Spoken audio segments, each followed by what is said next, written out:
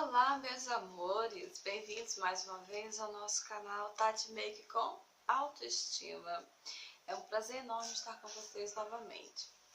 Inicialmente, gostaria de pedir desculpas pela demora em repor os vídeos. Eu estou passando por uma crise fortíssima de enxaqueca, então fica difícil de gravar. E o meu smartphone, que por enquanto é por onde eu faço os nossos vídeos, ele teve um probleminha aí de configuração e hoje eu consegui consertar, tá bom? Então me desculpem pela demora em repor os vídeos para vocês, mas eu também estava muito ansiosa em poder continuar o nosso trabalho. Amores, também gostaria de agradecer a todos os e-mails que eu tenho recebido, e-mails que me encorajam bastante, que faz com que eu me sinta útil na vida de cada um de vocês. Então, muito obrigada pela consideração. Continue mandando seus e-mails. Eu sei que muitas vezes não dá para responder todos, porque no YouTube nem sempre eu tenho recebido os comentários, mas via e-mail, pessoal, fica bem melhor, então fica à vontade, tá bom? Ok, tem duas coisinhas que eu gostaria de comentar com vocês muito rapidamente, porque eu falo muito. Hoje nós vamos encerrar o nosso vídeo de transtorno do humor, que é da depressão, e eu estou pretendendo fazer um vídeo, ou seja, 7 dias apenas de vídeos de make-up, vários tipos de make-up, para noite, para ocasiões especiais, para o dia, tratamentos com a pele, como esconder as olheiras, como tratar das olheiras. Eu tenho umas queridinhas que estão insistindo em fazer vídeos e elas estão corretas porque o nosso canal tem como objetivo dar dicas de make-up e dicas de autoestima.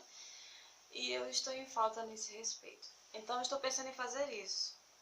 Vou começar a gravar e eu acredito que eu vou passar a postar esse vídeo a partir de quarta-feira, tá bom? Então, de quarta-feira em diante até a próxima quarta vai ser apenas make-up, certo? Ok, se vocês estão assistindo até agora este vídeo, muito obrigada pela consideração e infelizmente vou ter que fazer o que todo mundo faz. Se você gostou ou se você gosta dos nossos vídeos, por favor clique em like, porque isso vai ajudar na divulgação do nosso canal, vai expandi-lo, né? E vai me ajudar também a poder ajudar outras pessoas. Caso essa informação seja útil para você ou para outra pessoa, eu ficaria muito contente se você compartilhasse. E se você quiser expor a sua opinião, dar alguma sugestão, fique à vontade que eu estou aqui para ler o que você me escrever, tá bom? Caso você queira fazer parte do nosso grupo, não se intimide, se inscreve, vai ser um prazer ter você aqui conosco. Ok, acho que eu já falei demais, né? Então vamos concluir hoje o nosso vídeo falando sobre depressão, parte 2. Vai ficar um pouco mais longo porque eu não quero estendê-lo para fazer parte 3. Então eu espero que vocês possam gostar dessas informações. Yes, então vamos começar. Ok, depressão. Nós vimos no último vídeo que é o transtorno do humor e que infelizmente, atualmente, problemas emocionais eles são denominados como frescura. Algumas pessoas, familiares, amigos ou até mesmo alguns que se dizem profissionais, eles passam a fazer esse comentário. E a depressão não é de menos. Estou comentando isso porque num dos tipos de depressão que eu pesquisei, uma das pessoas que eu vi em uma entrevista, ela mencionou isso. Por isso que estou dizendo a vocês. A depressão ela já existe há muito tempo. Infelizmente, são problemas emocionais. Hoje, ela simplesmente apenas aumentou e piorou porque existem várias formas de depressão. Não existe apenas um tipo de depressão, você pode ter várias formas de depressão. Eu gostaria apenas de frisar a importância de se saber diferenciar depressão de momentos de frustrações e tristeza. São totalmente diferentes, tá bom, meus amores? Porque senão muitas pessoas podem passar a tomar medicação de forma desnecessária. Então, saber e entender vai fazer com que você possa ter conhecimento sobre o que você sente, ajudar ainda mais na sua saúde e ser generoso ao observar de lado seu amigo ou alguém da família que talvez esteja precisando ser tratado, receber um pouco de atenção. Vamos lá.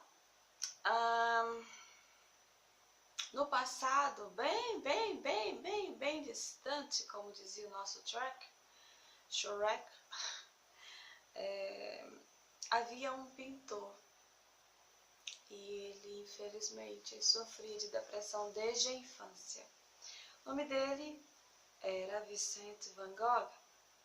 Van Gogh, ele infelizmente foi diagnosticado como tendo depressão. Mas se hoje não existem pessoas que se importam com esse tipo de problema, imagine no século passado. A família dele não dava muita atenção a esse tipo de coisa. Ele estudou em uma escola, acredito, aquelas escolas que os pais colocam os filhos, eles ficam lá por um bom tempo.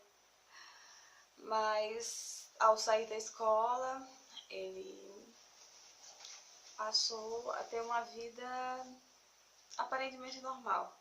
Mas se dedicou sim ao seu trabalho, a fazer seus desenhos, a pintar, até mesmo escrever alguns versos, mas ninguém valorizava o trabalho dele enquanto ele estava vivo. E isso consumia ele, né? Ele já era depressivo. E o que se sabe de Vincent Van Gogh é que volta e meia ele estava tomando umas e sempre brigando. E infelizmente ele nunca teve seu trabalho reconhecido. Mas em 1890 ele fez um último quadro, ele pintou. E esse quadro tinha como tema um homem que emblematiza o desespero e a falta de esperança sentidos na depressão. Foi o último quadro que ele pintou. Depois ele foi encontrado morto em casa. Depois daí, Vincent Van Gogh virou uma estrela. Hoje todo mundo curte as obras de Vincent Van Gogh, cita seus versos. Mas ele está morto. Quando ele estava vivo. Então, meus amores, se você tem alguém aí ao seu lado, um colega, um amigo, um parente, que está precisando de atenção, respeito, consideração, não espera perder ele. Recupere a vida dele. Reconheça os seus valores. Lhe estenda a mão. Para que, de uma certa forma, ele possa permanecer vivo mais um pouco e você possa usufruir da amizade dele. Porque depois que se morre, é permanente. Ok. Vamos agora ver os tipos de depressão e os tratamentos. Right? Ok. Mas antes de vermos as depressões, eu amo estatística. Por que eu amo estatística? Porque nos ajuda a observar como nós estamos na corrente do tempo, onde é que o índice de problemas emocionais, tristezas e outras coisas estão espalhados pelo mundo. Desculpe pelos barulhos, como eu estou gravando pelo meu smartphone, então volta e meia vai acontecer de eu receber uma mensagem, um e-mail, então, por favor, esqueçam. Ok, vamos lá para as estatísticas. Por exemplo, a DDM, que seria o Keystad, é o distúrbio depressivo maior. É um tipo de depressão que é a mais comum em todo o mundo. Ela dura 2 anos, se a pessoa fizer um tratamento. Em 2003, 235 milhões de pessoas sofreram de depressão. É muita coisa, não é? Isso foi em 2003. E hoje? Também, amores, a porcentagem de pessoas que irão ter depressão ao longo de suas vidas é de 3,6% em todo o mundo. Eu achei interessante aqui que a depressão ela se destaca em alguns países. Por exemplo, países desenvolvidos, a depressão ela atinge uma porcentagem de 15%. E quais são alguns dos países desenvolvidos? Eu coloquei aqui o Japão, que tem cerca de 7,0% de pessoas que sofrem de depressão. E a França, 21%. É muita coisa, né? Os franceses estão deprimidos. Países em desenvolvimento, o índice de porcentagem para ter depressão chega a 11%. E no Brasil, infelizmente, 5,8% da população é afetada com a depressão. Interessante que nessa pesquisa mostrou que essa porcentagem ela é a maior que tem no continente latino-americano. Eu vou fechar a minha janela porque ela está fazendo um pouco de barulho, tá bom? Só um instante.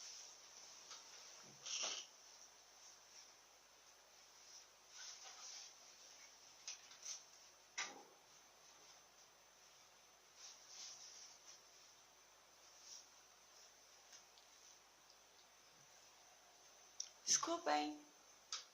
I'll be back.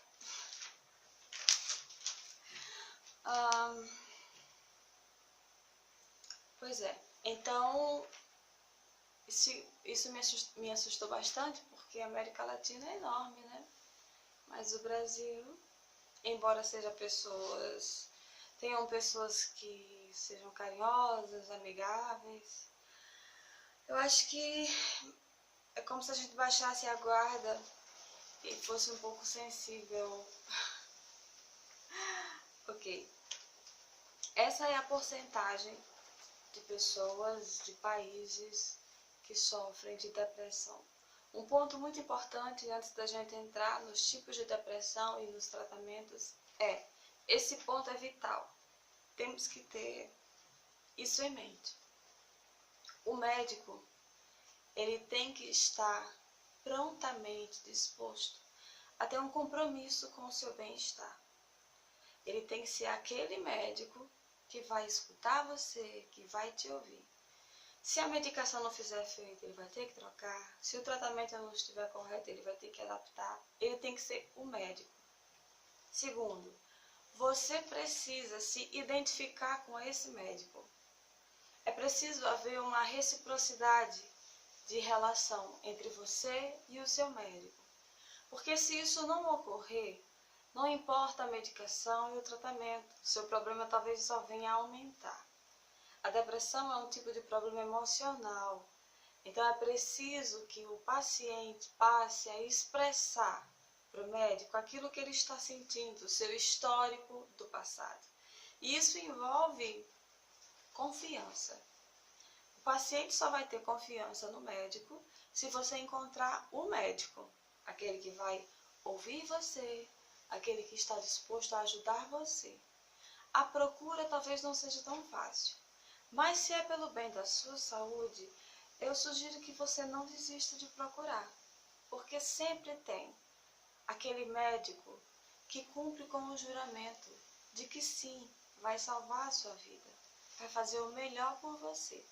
Então procure para o bem da sua saúde, tá bom? Certo. Saindo das estatísticas, nós vamos agora falar sobre os tipos de depressão e os seus tratamentos.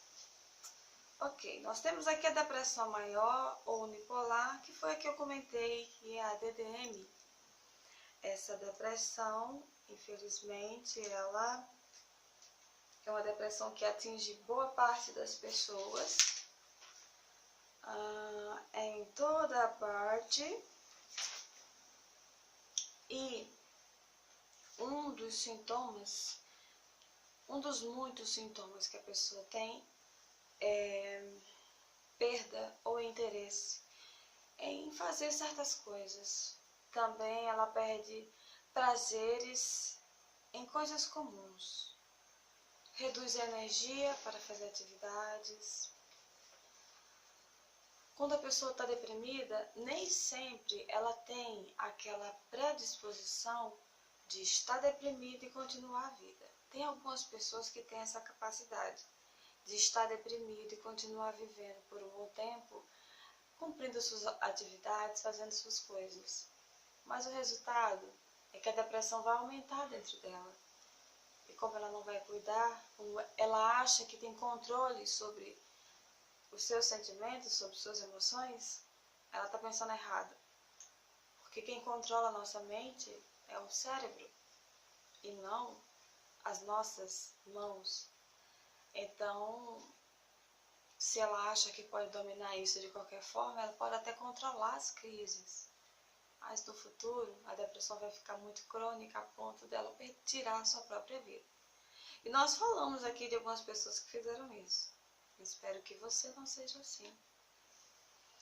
Então, qual seria o tratamento, Tati, para esse tipo de depressão? O tratamento mais aconselhável, mais sugerido, é aquele tratamento que envolve o conselho psiquiátrico. Como eu falei com vocês, uma conversa com o seu médico. Ele precisa saber do seu histórico. O que você já passou, o que você já teve. Há quanto tempo você vem sentindo essa tristeza?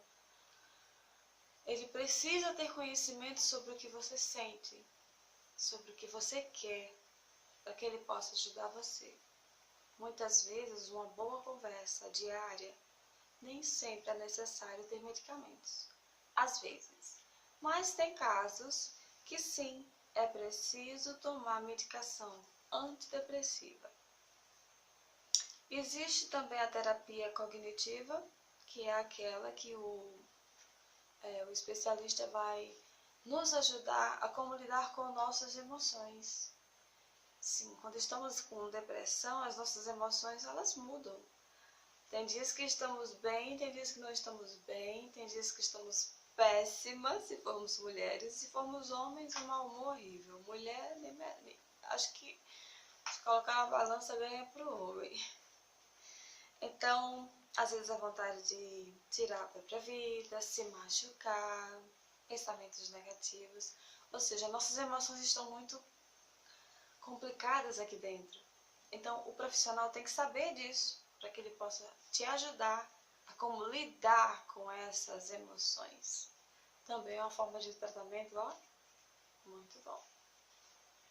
Existe também o tratamento corporal, nossas atitudes diante da depressão. Como é que eu reajo diante da depressão? De como as pessoas me tratam, o que as pessoas esperam de mim. O profissional pode te ajudar a saber como reagir, o seu comportamento. Muitas vezes não queremos sair de casa, ficamos trancados, não vamos mais a lugares que íamos costumeiramente. Ele vai ajudar você aos poucos a entender a importância de você fazer isso, mas no seu tempo, não no tempo dos outros. Por isso que é importante um bom médico e um bom tratamento. Existe também o tratamento interpessoal, que eu acho, very nice. É aquele em grupo, onde você pode observar que existem outras pessoas semelhantes a você, com o seu problema. Pessoas que melhoraram, mas que depois tiveram uma recaída, o que é super normal. Outras que estão começando. Você vai estar entre pessoas que pensam e que sofrem o mesmo que você. Logo, você não vai se achar única, perdida. Esses dias eu estava vendo um filme europeu, onde a personagem dizia que fazia 5 anos que ela estava com depressão. E há 5 anos ela não chorava. Só que ela nunca dizia isso para ninguém. E aí ela reencontrou o ex-namorado dela, e ela comentou que tinha vergonha de falar para as pessoas que estava tomando medicação, que a medicação era esquisita, era estranha, tarja preta. Então, infelizmente, meus amores, o preconceito nem sempre está apenas com as pessoas de fora. Está dentro de nós. Então, se você pensa assim, deixe de pensar. O seu problema ele pode ser resolvido num curto período de tempo. Mas se você tiver preconceito com você mesmo, talvez ele seja um pouco mais longo, tá bom? Também existe a depressão bipolar. A origem da depressão bipolar vem do bipolarismo. Nós temos 2 vídeos no nosso canal, caso vocês queiram acessar, please, por favor, acessem. Eu estou configurando a nossa playlist aos pouquinhos, mas tem lá o 1 e o 2 que explica detalhadamente o que é bipolarismo, os períodos de mudanças de humor, ó, muito, muito bom. Então, a depressão bipolar, ela é mais caracterizada pela tristeza em si. O bipolarismo é uma mudança de humor. Você tem várias mudanças de humores durante semanas, quinzenais ou mensais. Você pode estar eufórica, pode estar triste, você pode estar com grande energia para fazer atividades. E se tiver com depressão, muito triste. No que diz respeito à depressão bipolar, você vai ter mais tristeza. Uma tristeza mais profunda, esse algo mais concentrado. Infelizmente, a depressão bipolar ela é genética. Se seu pai, sua mãe, seus irmãos tiveram, você tem aí uma porcentagem muito boa de também ter. E ela é crônica, mas tem tratamento. Você pode se tratar e ter uma vida tranquila. Eu não gosto de dizer e vai ter uma vida normal. Você já é uma pessoa normal. A única coisa que você tem, que eu tenho, é que estamos doentes. E quando nós estamos doentes, o que é que nós fazemos? Se formos sensatos, nós vamos ao médico e vamos nos tratar. Então você está apenas doente. Se começar a se tratar, vai conseguir controlar essa depressão que você tem, essa tristeza profunda. Talvez você precise sim tomar medicação, por que não? Qual é o problema? Pessoas que sofrem de problemas clínicos tomam medicação. Se não tomar, fica complicado.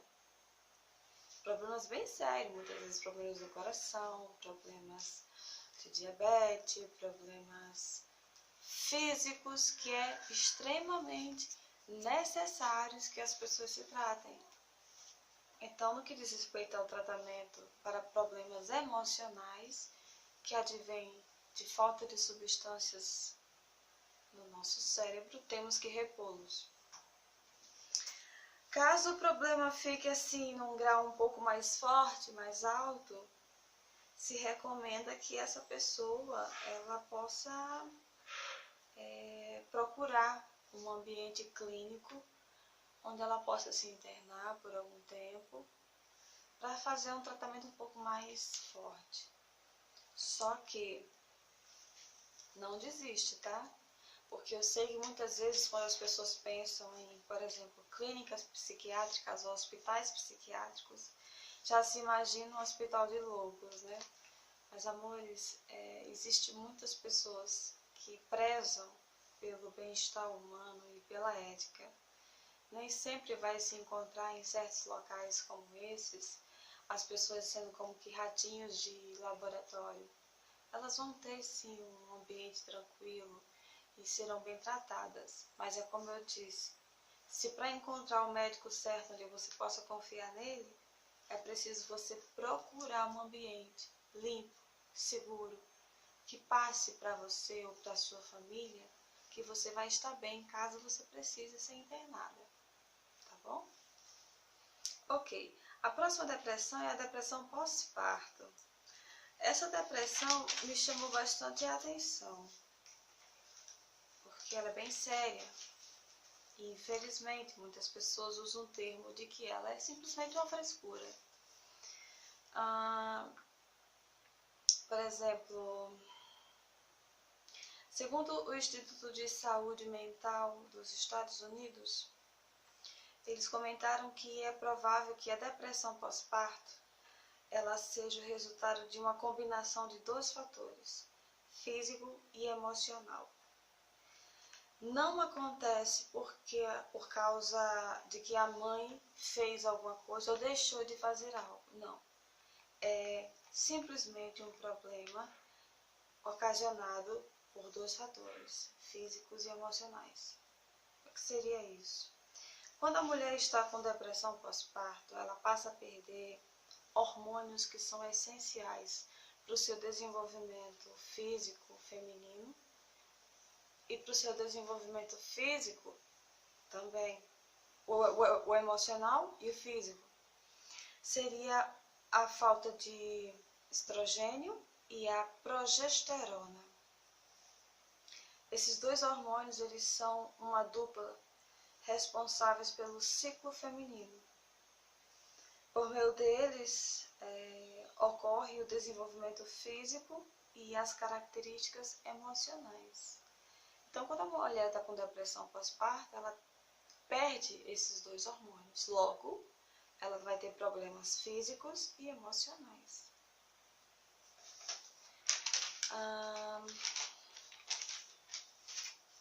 Por exemplo, eu estava olhando aqui uma entrevista de uma pedagoga e ela falou que já havia sofrido de depressão há 10 anos atrás e queria muito ter um bebê e fez tratamento para poder engravidar. Só que antes de eu comentar com vocês um pouco sobre a experiência dela, quais são os sintomas de uma depressão pós-parto? As crises são muito intensas, causa irritabilidade, dor de cabeça excessiva, insônia, falta de desejo sexual para com o seu parceiro. Maridos, espero que vocês estejam ouvindo isso. Uma profunda tristeza, desinteresse pela gestação, durante e pós. Há mulheres que muitas vezes sofrem de depressão depois que tem um bebê, e tem outras que durante a gestação ela já está com depressão. E infelizmente, quando ela está com esse problema, que é um problema emocional, que advém de perdas físicas e emocionais, ela não tem controle sobre os seus sentimentos. E nem sobre seus impulsos ou as suas atitudes. Mas por que não, Tati? Bem, ela está perdendo hormônio. O hormônio que é responsável em manter ela equilibrada. Se ela está sem equilíbrio, ela vai ter pensamentos e atitudes que não vão fazer sentido para quem está ao lado. Mas quem tiver conhecimento vai saber sobre isso. Ok, a pedagoga que eu vi a entrevista, o nome dela, deixa eu ver aqui. A entrevista que eu vi foi no site bb.com.br, tá? Valéria Bastos. Ela comenta que sempre quis ter um bebê, mas ela nunca conseguiu. Então fez tratamento para ter esse bebê durante muitos e muitos anos. E em 2014 ela engravidou. Só que a gravidez não foi tão fácil, o bebê precisou ficar muito tempo internado, então a rotina dela ficou bem complicada. Casa e hospital, ela não podia nem sequer amamentar o bebê. Mas, depois de muito tempo, ela voltou para casa com a filha. E ao voltar para casa, começou a rotina de mãe de primeira viagem. Não dormir, que é o que todas as mães dizem, amamentar o tempo inteiro, trocar, dar banho, rotina. E isso foi como que um baque na vida da Valéria Bastos, porque embora ela quisesse muito ter um filho, ela não tinha noção de como é que era a rotina. Então mudou a vida dela totalmente. Aquilo que ela fazia antes não fazia mais. Os planos dela foram mudados, ou seja, só piorou a situação. Resultado, Valéria passou a ficar bastante sufocada. Ela expressa a seguinte frase. Ela diz que sentia que a liberdade dela havia sido tirada e que a vontade de tirar a própria vida ou machucar o bebezinho dela eram pensamentos que causavam nela uma culpa enorme. Olha só como ela estava sofrendo demais, né? Então a Valéria passou a pensar: eu preciso conversar isso com alguém. Preciso dizer isso pro meu marido. Como é que eu vou chegar pro meu marido e dizer: querido, eu não sei, acho que eu não amo nossa filha, eu não suporto nem ouvir o choro dela. Eu tô muito agoniada, eu não sei o que fazer. Ela chegou a pensar em conversar com o marido, mas também ela pensou: ele não vai entender. Ele vai dizer que era tudo que eu mais queria, que eu fiz de tudo, como é que agora ele não vai entender, ele não vai entender. Imagina os pensamentos de culpa, suicídio, os hormônios. Era um mix enorme de sensações ruins. Mas ela lembrou que tinha uma outra pessoa, a mãe. Minha mãe, eu acho que ela vai me entender. Afinal, ela é mãe. Eu vou conversar com ela, eu vou expressar, eu vou dizer que eu preciso da ajuda dela. Ela vai me entender porque ela é minha mãe. Mas não foi isso que aconteceu. Valéria, sim, conversou com o marido, falou para ele o que tinha acontecido, o que ela estava sentindo, mas infelizmente o marido disse que era frescura. Isso é frescura sua.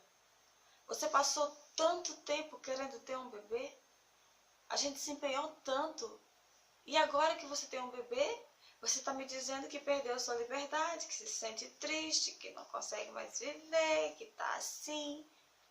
Deixe de frescura. Era o que você queria, você conseguiu. Foi isso que ela ouviu do marido. Mas ainda tinha a mãe. A mãe, ela ia ser recíproca. A mãe, ela vai sentir. Mãe, infelizmente eu tô numa situação difícil. Eu não consigo tratar minha filha. O choro dela, pra mim, é uma coisa irritante. Eu não consigo ficar próximo dela, sabe? Eu não sei o que fazer. A mãe dela: pare com isso. Isso é inadmissível da sua parte. Como é que você, mãe, pode dizer que não suporta sua filha? Que não gosta, que não ama? Que está irritada? Está sem liberdade? É inadmissível da sua parte pensar nisso. Pare com isso agora. Como é que ela ia parar? Se ela estava doente? Ela não tinha controle sobre suas emoções e ações? Ainda bem que Valéria tem cérebro e lembrou que já havia sofrido de depressão. Então ela foi ao médico e quando chegou no médico comentou com ele todos os seus sintomas e ele disse, sem nenhuma sombra de dúvidas, que sim, ela estava com depressão. Resultado, ela passou a se tratar e inicialmente o tratamento foi medicamentoso. E isso fez com que ela brecasse a amamentação. Mas os efeitos já foram logo vistos. Só que o marido e a mãe ainda não sabiam, ainda não tinham não entendiam o que estava acontecendo. Então ela decidiu levar os dois para o especialista. E quando chegou lá, o médico simplesmente falou tudo o que Valéria estava sentindo. E graças a Deus, tanto o marido como a mãe entenderam que ela não tinha frescura. Ela estava doente. E se sozinha ela estava lutando, se empenhando para suportar aquela situação, agora estava na hora dela ter ajuda do marido e da mãe. E eles entenderam. Então, caso você, mãe, sua filha está com depressão pós-parto, ou você, marido, não consegue entender por que ela não tem mais prazer ou não quer mais fazer certas coisas com você, passear com você, pare e pense, talvez ela esteja doente. Pode acontecer de muitos maridos dizerem, bem, eu vou deixar ela, afinal, eu não posso ver como mulher problemática, a mulher o tempo inteiro chorando, a mulher não aguenta a criança, a mulher não tem prazer em nada. Você pode pensar nisso. Você pode ir pra rua e pegar uma outra mulher mais bonitona, jovem. Mas o que impede daquela mulher ter algum tipo de problema, talvez pior do que o da sua esposa? O que impede ela de deixar você na mão quando você precisar? É uma decisão muito pessoal? É. Mas avalie um pouco a sua vida e a vida da sua esposa. Uma doença, ela ocorre em qualquer momento e em qualquer lugar. Mas a pessoa pode se tratar. Ok, os tratamentos indicados para quem tem depressão pós-parto geralmente são tratamentos naturais, justamente para evitar que a mãe perca aquela fase da amamentação, que é essencial pelo menos durante um ano. Mas também, dependendo do grau, no caso da nossa Valéria, pode acontecer da pessoa ter que fazer um tratamento medicamentoso. E aí tem que brecar a amamentação. Mas os tratamentos que são naturais são à base de ômega 3, que são recomendados. Acupuntura, que eu já fiz e é great. Também é recomendado fazer exercícios. Pode ser numa academia? Pode, mas também pode ser em um ambiente um pouco mais suave, né? Na praia, em alguma praça. Psicoterapia, ou seja, acompanhamento com o seu médico, é preciso, muito preciso, porque o médico vai saber o que você tem, o que você precisa e vai te passar o devido tratamento, ok? Agora nós vamos para a depressão sazonal. Essa depressão é bem interessante, por quê? Porque ela ocorre entre os meses de inverno e também entre os meses onde há inverno ou nos meses de outubro. E o que acontece? A falta de luz solar diminui. Mas como é que isso afeta a pessoa a ponto de ter uma depressão? Bem, a falta de luz solar, para algumas pessoas, faz com que ela não venha a reproduzir uma substância muito importante, que é a serotonina. Essa substância, ela causa bem-estar na pessoa. Então, caso você more em um lugar da terra que chove muito, que está sempre nublado, e a sua imunidade é baixa, a sua genética também não é tão boa, é provável que você venha a ter esse tipo de depressão nos períodos de inverno. Porque você não vai desenvolver essa substância que é tão importante, que é a serotonina. Mas a forma de tratamento também é bem interessante. Mas antes disso, o que a pessoa sente? Bem, ela sente uma fadiga enorme, ela sente desânimo, quer ficar só em casa, muitas vezes apenas comendo e pegando bastante peso. Deixe-me ver. O que pode se fazer? Uma das formas de se tratar esse problema, sem antes ir no médico, se não for tão sério, é tentar expor essa pessoa à luz solar de alguma forma. Abre todas as janelas e portas, procure incentivar, ou se ela não conseguir, pega na mão dela e vai dar uma volta, para que ela possa pegar um pouco de luz, nem que seja um pouco mesmo, para que a substância possa ser reproduzida. Mas caso aconteça do problema ser um pouco mais sério, tem que sim ir ao médico. E o que é que o médico vai sugerir? Deixa eu ver aqui.